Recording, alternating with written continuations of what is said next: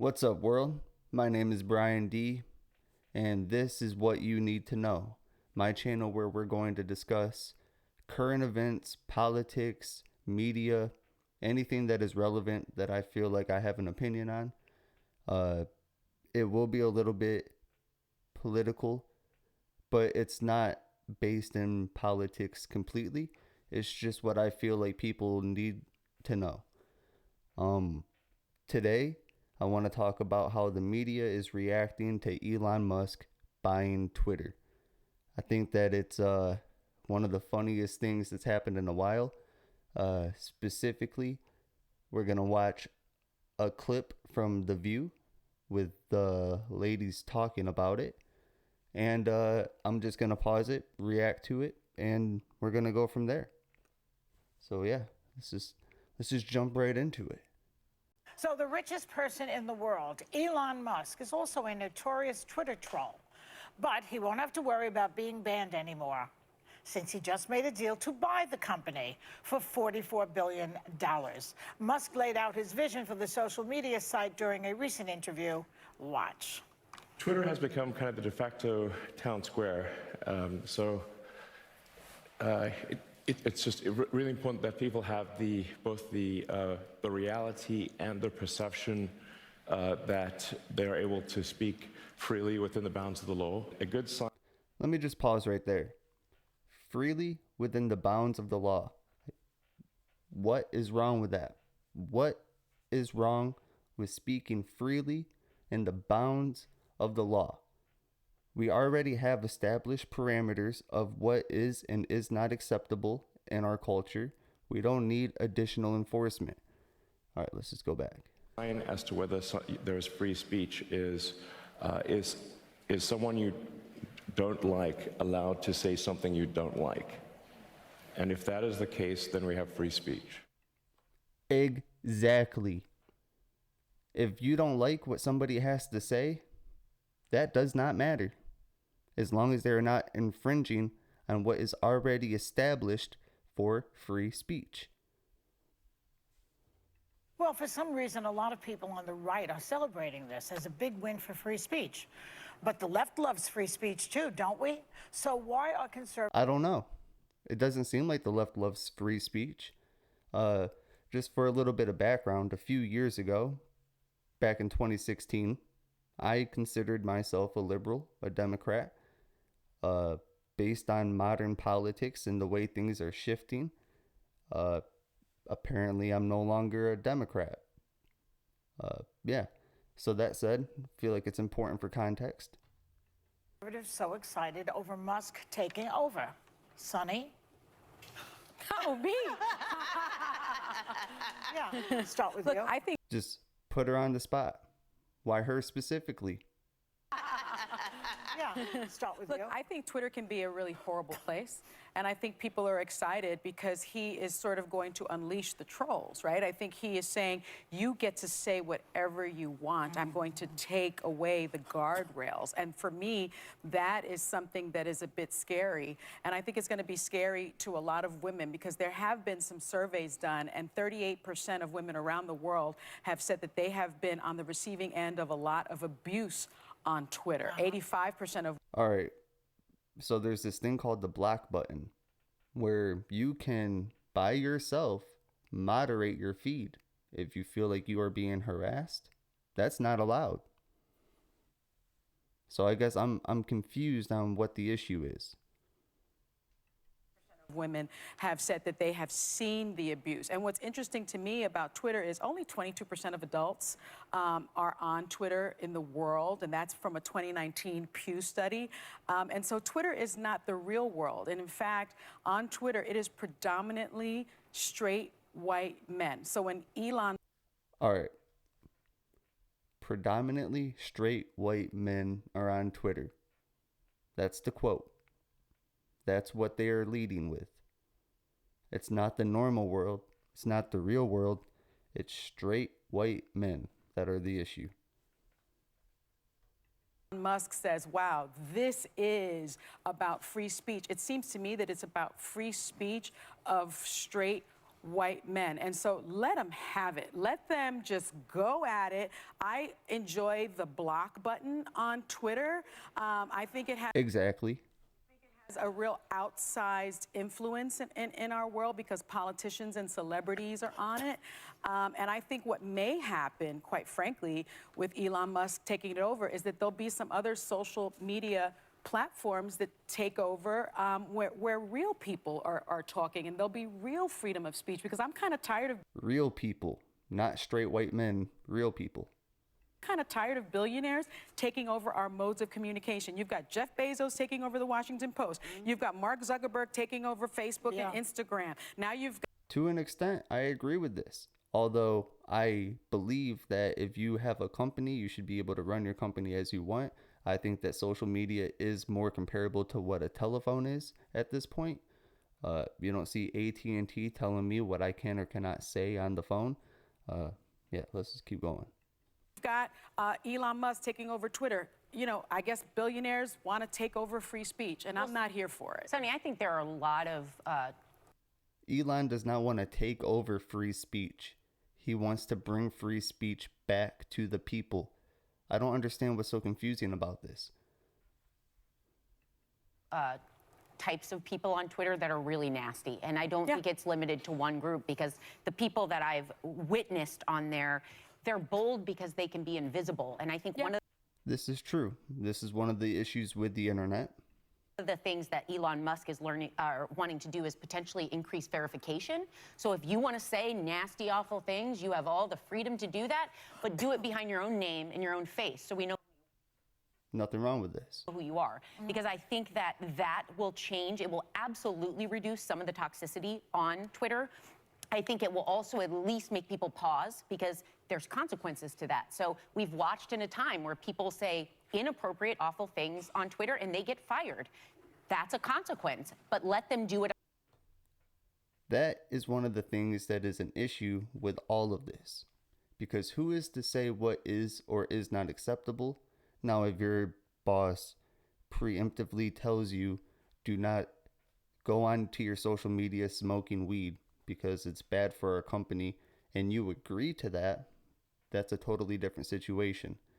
But if they're just going to scroll back many years and see that when it was acceptable to have whatever specific political opinion that changes every 3 months, that you happen to have had it and stated it publicly, that you are going to lose your job. Like, we need to figure out a way to protect people so that way we can have free speech, because again, we already have established parameters of what is and is not acceptable.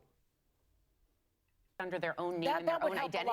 And he also wants to open up the algorithms, which I think the tech companies have been notorious for keeping hidden. If you watch the What does that mean? Because I didn't understand that. So you know how we talked about the algorithm that keeps young people coming back and insecure, the images they look at, they keep feeding that? What he's looking to do is That's no different than what has always happened on magazines or anything else. But that said, whether that's a good thing or not, I just feel like it's at least important to say that it wasn't invented or curated because of social media. It may have been amplified, but that's debatable. open source those algorithms so we can see how they're designed to keep you going. So you know what you're getting into. They did that discreetly in a way that I didn't really understand until I watched The Social Dilemma on Netflix, which is a really good show, where engineers from all these companies came forward and said, this isn't even a secret. We all know it, we all do it, and we don't think it's great. But to answer your question, why are conservatives happy about this? And it's because they've been waging war against Twitter. They've been selling the narrative that Twitter stifles freedom of speech. Selling the narrative that they stifle freedom of speech. Let's just pause and think about that for a second. Are we selling a narrative, or are we actually having our speech limited?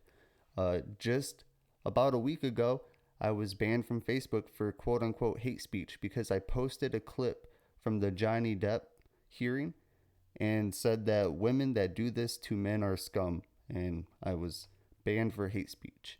So are we really being limited, or is it just in our heads? They want to see Donald Trump get back his Twitter platform, or they pretend to want to see Donald Trump get his Twitter platform back. Why would we pretend to want his Twitter back? Whether he wants to use it or not is irrelevant. He needs to get it back, out of principle. It's funny because yesterday, Governor DeSantis of my state tweeted out, Elon Musk's offer to buy Twitter is a good deal for shareholders and raises the prospect that the platform will be a place where free speech can thrive, not a... Now, I don't know the exact numbers off the top of my head, but I'm pretty sure that in the midst of all of this, just once he started talking about buying Twitter, the stock rose like $20 per share. Yeah, and he's still trying to pay more on top of what it was currently worth, and obviously he got it, but I don't know. These people are just insane. Tool for narrative enforcement. Well, I'd like Mickey Mouse to have free speech in Florida. Mickey Mouse, Disney has free speech in Florida. What you are not allowed to do in any circumstance is quote unquote groom children. You're not allowed to explicitly talk about sexual contents with children. The debate about whether it is or is not grooming is ongoing. But that said, there is nothing stopping Disney from having free speech. I would really like you to put in the comments if I am wrong about this, anything that is actually stopping their free speech. So if you're going to defend free speech that much, you know, you could start in our own state.